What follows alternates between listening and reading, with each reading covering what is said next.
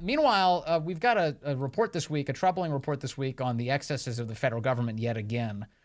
Here's a woman with the Air Marshals Council, and she was on Fox this week relaying the extent to which the Air Marshals are tracking anyone who was in the Capitol on January 6th of 2021. Take a listen to some of this audio, and then we'll get to our guest on this subject.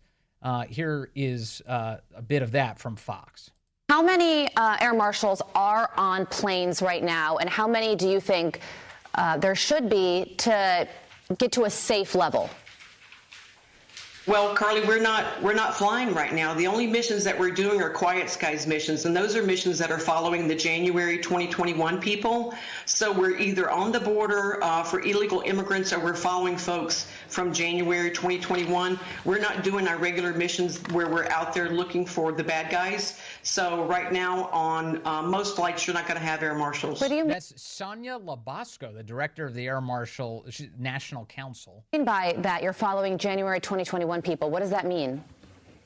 That means our primary mission is a little group called Quiet Skies. It's a mission called Quiet Skies that we're following people that flew into the National Capital Region in January 2021. You did not have to go to the Capitol or the rally, and you've been put on a specific list that TSA now has assigned air marshals to follow these people who have not had any type of criminal investigation. They haven't committed a crime, but yet 3 years later, we're following the same individuals. Okay, this is some of the craziest stuff we've heard of late. For more on this topic, a man who's not surprised by it, Kyle Seraphin, a former FBI agent, host of the Kyle Seraphin Podcast, joins us now. Kyle, good to have you back with us, sir. Thank you.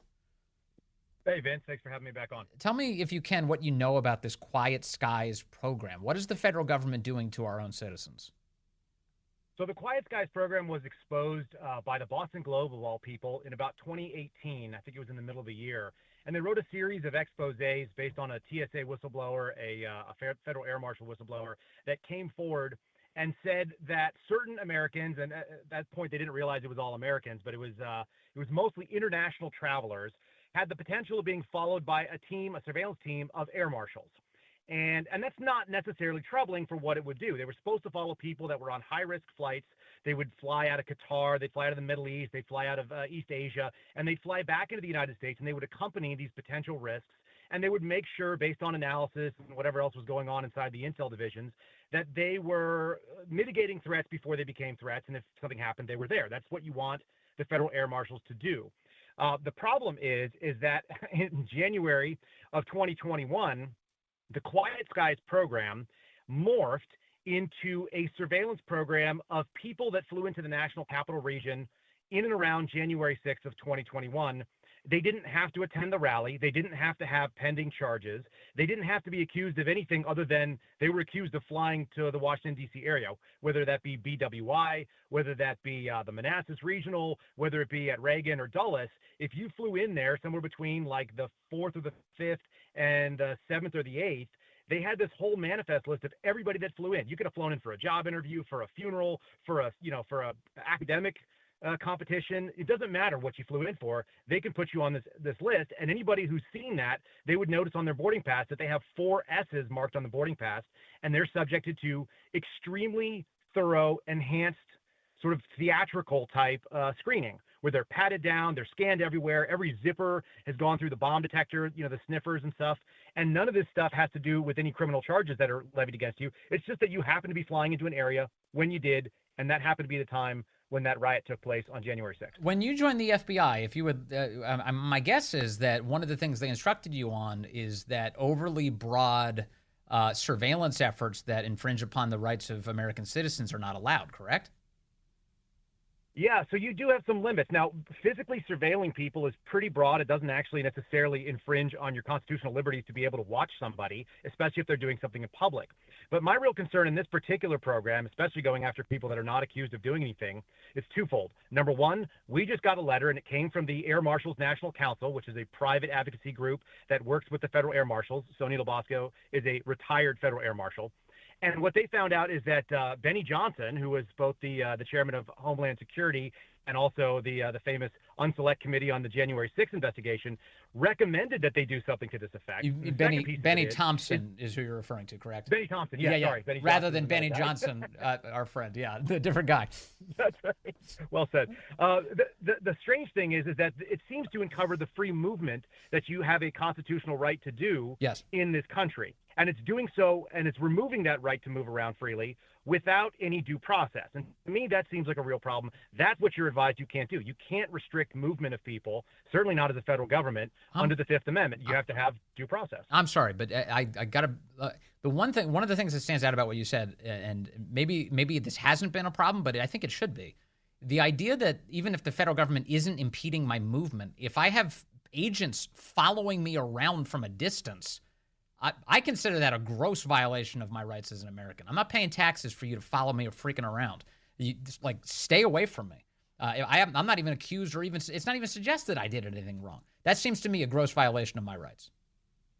It would definitely be surprising to you to learn that you are living in one of the most surveilled areas in America. The National Capital Region, Northern Virginia, and Maryland, and Washington, D.C. have upwards of 20 surveillance teams running around just on the FBI end of things that are oftentimes following people that are not accused of any crimes whatsoever. That's not the accusation. They're there for information purposes. Some of them might be counterterrorism subjects that might get involved in something like that, but a lot of them are national security potential threats where they think that they're interacting with foreign powers on the intelligence side of the apparatus. That's the counterintelligence side. So there's a lot of people that are being followed around. Some of them are American citizens. Many of them are foreign nationals. It's a mixed bag. But your expectation of privacy, people probably should realize, not just online, but like in your physical life, you can be followed anywhere you drive. And I know that because I did it for thousands of hours, generally speaking on criminal targets, occasionally not. And when that was not the case, it was always very strange for us because it's like, why do you need people with badges and guns following around someone that's not accused of doing anything wrong? And I think more and more people are going to probably realize that that's a real problem in this country. It's starting to come out that they're not doing that responsibly. It's not making anybody safer, and this air marshal program is part of that. Well, it's insane to me. The air marshals, I mean, they shouldn't even be following people who were in the Capitol building on January 6th. Let's just start with the basics here. That's nuts. But then to include people who merely flew in, perhaps for tourist visits, just in the vicinity of January 6, 2021. This is a government that's completely out of control. And Kyle, you've been on this case for a while as a whistleblower, but it's always jarring to even find out this new information, even in light of what we already know. Agreed. The letter that was written, and it dates back only 5 days after January 6th by Rep. Thompson, says one of the bullet points, he's asking for a briefing from the administrator of the TSA, the top guy at TSA. And what he said specifically that jarred me very much was, I want to know what the status is of current efforts to disrupt the travel of white supremacists and other domestic terrorist groups who may be planning attacks further on the United States government and targeting the inauguration of President-elect Joe Biden. For those of us that lived through that inauguration in 2021 and saw the anti-scale fencing that went up that wasn't there on January 6th, but certainly was there by the time they did the inauguration and shut down all of D.C. like a police state, the question was, how did that come up and why did they decide to do it? And, what was the motivation and who was asking for it? And it sounds like this was part of that concerted effort. 5 days later, they'd already branded them white supremacists and domestic terrorists with no charges being filed for the most part, certainly not broadly. Very strange stuff to see. So this is we keep unraveling this onion and we're getting deeper and deeper into the ugly layers of how quickly there was a narrative constructed. Most of the talking points in here could have been written by left-wing media. It could have been by ProPublica or it could have been out of Salon or something like that. Can I ask you, to what extent is the FBI concerned about left-wing threats? Because, I remember in the lead up to the January 6th specifically, that I wasn't alone. There were a lot of people who were concerned, and I think Trump was among them. This goes back to his request for the National Guard and Nancy Pelosi refusing it and all of this, that the left was going to actually attack the congressional building, or that the left was going to be riotous, because they always are. They have been. I mean, the history has been that we see all sorts of left-wing violence in the country. Is that taken seriously in the FBI in your experience? It's really hard to say. I think that it gets some lip service. I think that's the best way to say it. I was on the ground in Portland doing surveillance on the Antifa threat there at the end of the 100 days. And, we didn't do mass arrests. We didn't run down every single person that threw an explosive device at federal officers that were keeping the courthouse safe there or that were disrupting the city. So that was really strange. I was also on the ground, the day after, members of Antifa or BLM or whatever it was, burned St. John's Church. And I was, shoulder to shoulder with people that were in the Secret Service, that were injured, that had bricks thrown at their heads, and a bunch of other kind of wild riotous stuff that put the president in a bunker, which was a serious thing. And right. So all those things got lip service. We didn't see a nationwide manhunt and a concerted effort by the FBI to geofence every single person that was involved in that and go and interview them face to face and haul off a bunch of them and throw them into the gulag in D.C. So that, to me, the actions speak louder than words. They may have said a couple of things, but they certainly didn't go out there and say, this is our 9/11 of this generation. And everybody that was in the FBI management decided to hang their promotion potential on it, right, the way that we saw with January 6th. So that's tough to see. So to go back to the original topic here, which is, this Quiet Skies program, and you've got federal air marshals chasing people around who literally were just in the capital region. That's a pretty broad term. In the beginning of January 2021. Is it your impression that the Quiet Skies program is not tracking people who blinded police officers at a federal courthouse in Portland? Yeah, from everything we have, that is not the case. They're oversaturated with the number of people from January 6th. So by doing that, and like I said, when I say January 6th, I mean people that just flew into the region on that date or around it, which is pretty wild to think about.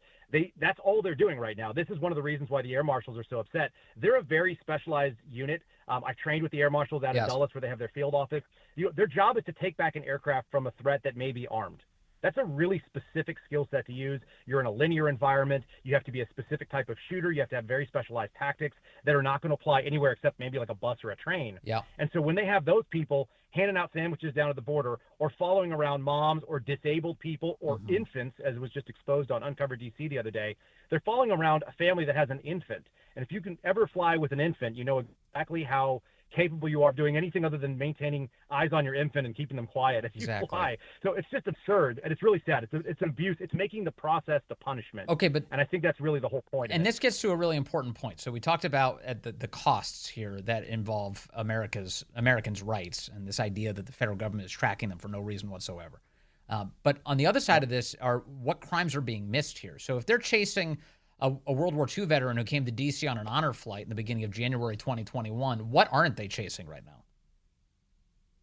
Well, the marshals are the air marshals, which is like a subset of TSA. The federal air marshals they're not sitting on flights and being able to intervene unless they just happen to be following a J6 subject. They can potentially intervene on violence in a flight, but they're not flying what we would consider high-risk flights. That's their big problem. That's why a lot of these people signed up, by the way. There's a lot of patriots in that organization that wanted to join up specifically to do a difficult mission after 9/11. They saw our country get attacked, and they wanted to make sure that it never happened again. And there are certain flights that have been analyzed to be more dangerous than others. That's what they used to do. They're not doing that. And in the same way, the FBI is running after misdemeanor threats. They're not going to be doing big fraud cases. Maybe a seven-figure fraud case gets turned down because they don't have fraud investigators because they're running out and doing interviews for misdemeanor trespassing charging or parading or whatever. So there is an opportunity cost. And what it is we're only going to find it out after it happened. We're going to go, well, they were otherwise distracted in that field office, whether it be federal air marshals or FBI or DHS or anybody else that should be doing something else. They're focused on this sort of career builder. That is it's a political narrative. Yep. Whether it's our border or it's our military or it's the air marshals, there's a theme that runs through all of this, and it's distressing. Right. Kyle Seraphin, thank you very much, as always, for your insights and your patriotism. Very much appreciate that, sir. Thank you.